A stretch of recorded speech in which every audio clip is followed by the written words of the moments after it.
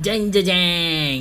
Perkenalkan produk terbaru dari Cooler Master, Master Keys Pro L Transparent Edition. Intelligent RGB dengan mechanical Cherry MX switches. Yang penting transparent. Ya, transparent. Apa pendapat anda?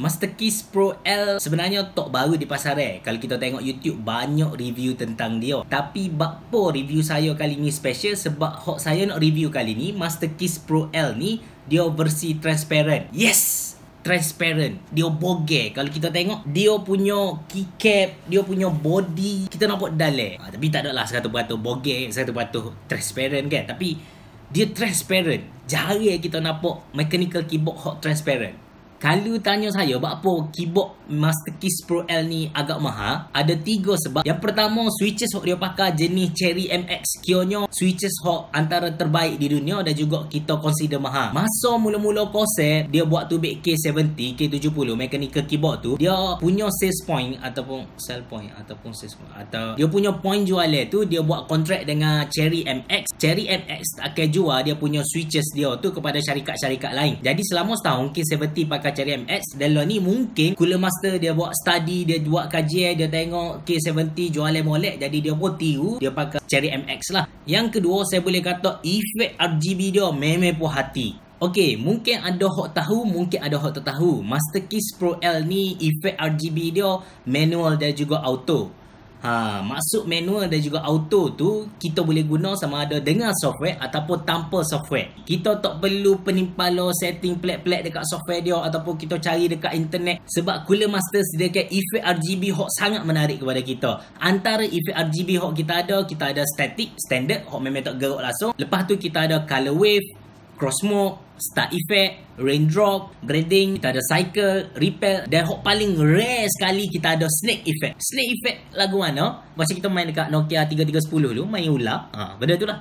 Meh tengok saya main snake. Okay, so snake ni kita control guna arrow key. Kita boleh naik atas tu, bawah kiri dan kanan. Dan kalau tengok warna hijau tu makan yang kita nak makan, warna biru, merah. Merah tu kepala kita. Jadi kita kena control warna merah tu lah. Sama ada kita nak pergi ke depan, kiri, kanan, atas dan bawah lah. Cara dia macam biasa, makan warna hijau tu, badan ular tu akan jadi lagi panjang. Sebab ketiga, keyboard ni mahal. Dia bersambung dengan sebab kedua tadi, dekat efek RGB tadi. Sebab apa? Keyboard ni dia tak perlu ke software untuk kita setting ataupun untuk dia ingat profile kita setting tadi ataupun makro kita setting tadi. Sebabnya keyboard ni dia mari dengan processor dia sendiri dan juga onboard memory. Processor pula dia pakai processor keyboard yang paling baru. Jadi kalau kita setting profile, kita setting makro, kalau kita nak loading tu memang tak perlu ke masa lama. Dia boleh pum, pergi selalu. Pendapat peribadi saya tentang keyboard ni, saya boleh kata keyboard ni memang rare. Sebab memang jarang kita tengok dekat market keyboard hot transparent. Keycap dia transparent. Sekejap, saya ambil.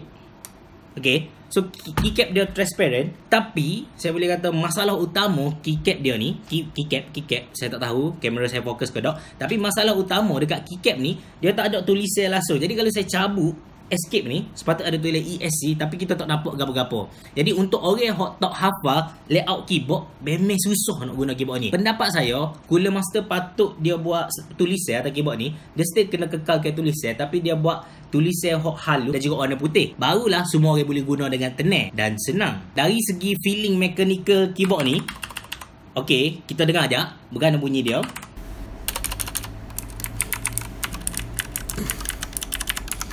Terbaik. Dari segi ketepatan warna pula, masalah sama keyboard ni dengan keyboard lain, ada warna hok masih tak tepat dan ada warna hok kita tak boleh nampak dengan mata kita. Jadi sebab keyboard lain ada masalah ni, keyboard ni pun ada masalah ni, kita tak consider sebagai masalah. Secara keseluruhan untuk efek warna, saya boleh kata keyboard ni memang terbaik. Efek hok dia dia memang cun, dia ada snake. Kita boleh main snake. Banyak kita boring, kita boleh main snake. Kita main snake macam Dota, kita mati, lepas tu kita boleh main snake waktu tu. Okey, tu lebih-lebih lah, maaf deh. Dan satu lagi tambah alang-alang keyboard ni harga jualan dia pun dalam 939 ataupun 900 ke atas. Saya harap Cooler Master dapat bagi armrest lah. Jadi kita boleh rehat macam tangan kita bila kita tulis, kita boleh buka gitu. So tak adalah kita naik gitu kan. So kalau orang buat kerja biasa mungkin tak ada masalah. Dalam sejam 2 jam dia boleh lagi tergantung ini kan. Tapi kalau orang main game lama-lama, molek lah kalau dia bagi armrest, kita boleh boleh rehat gelangnya tangan kita, jadi tak ada sakit kan. Okey, tu saja review daripada saya. Kalau suka video ni, boleh tekan butang like. Kalau ada sebagai soalan, cadangan, komen atau apa-apa saja, boleh tulis di ruangan di bawah. Baik boh, jumpa lagi.